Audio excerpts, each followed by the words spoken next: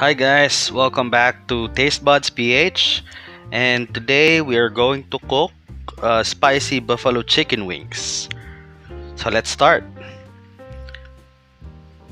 First off, we're going to marinate our chicken, so we're gonna use about 1.5 tablespoon of salt. Then we're gonna use ground pepper, siguro mga about 1.5 tablespoon as well. So we just have to rub it. There we go.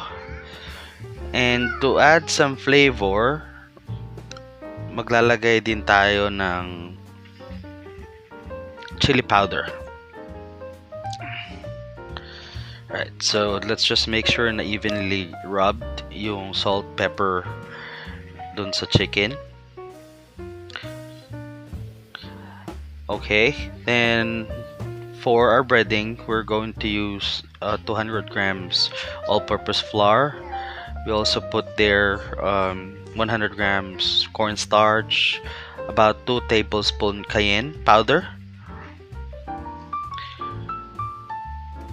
Yeah, and then we're just really gonna mix it. Pagsama-samahin lang natin yung ating dry ingredients there. Mix it well. And now it's time for us to coat our chicken wings. So what you have to do, what I suggest is, make sure na evenly coated yung chicken wings, and then you shake off yung mga excess flour.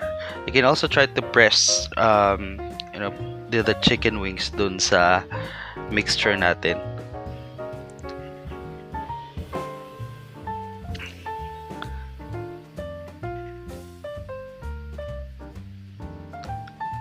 We'll just do it all, and then we're going to fry our chicken. So one tip there is that dapat yung oil natin is hot. A tip is kumuha kayo ng toothpick, dip it dun sa oil. Kapag nagbubble na siya, then it means that it's ready to fry. So yeah, lagay lang natin siya. Then per batch siguro I'm gonna put 6. Huwag kayo masyadong maglagay ng marami, just to make sure na makip yung temperature ng oil. So this for around 5 to 10 minutes. And so kapag golden brown na siya, tanggalin na natin siya sa oil.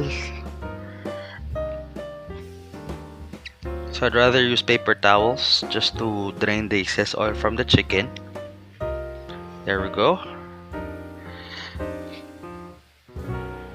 Right, now in a pan, slow heat lang dapat. So we're going to put, this is 100 grams butter. So tutunawin lang natin siya slowly. And then pag tunaw na siya, we're gonna add garlic. This is around 4 cloves garlic.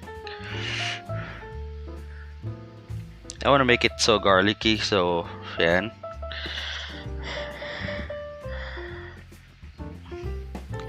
So let's just wait for maybe 2 minutes. If you want to make it golden brown, that's fine. So you can already add, this is sriracha sauce, 3/4 cup. Optional. You may also use your favorite hot sauce if you want, but sriracha has a different taste for me. So mas gusto ko siya than hot sauce for this one. So let's just mix it.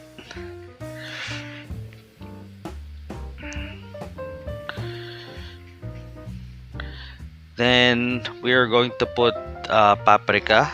That's 1/2 teaspoon.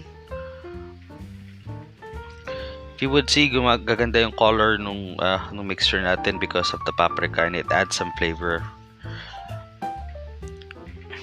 And we're going to put vinegar. That's 1/2 tablespoon. Lagay na rin natin yung ating sugar. That's 1 tablespoon. And cornstarch, 1 tablespoon.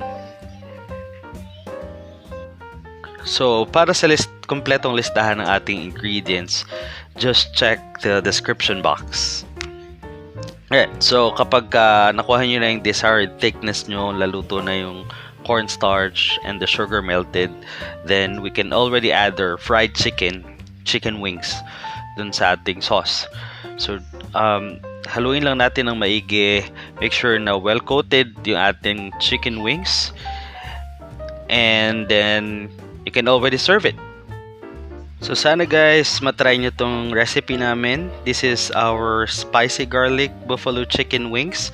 And sa mga hindi pa po nakapag-subscribe, please subscribe and comment down below. So until our next video, let's all stay safe guys.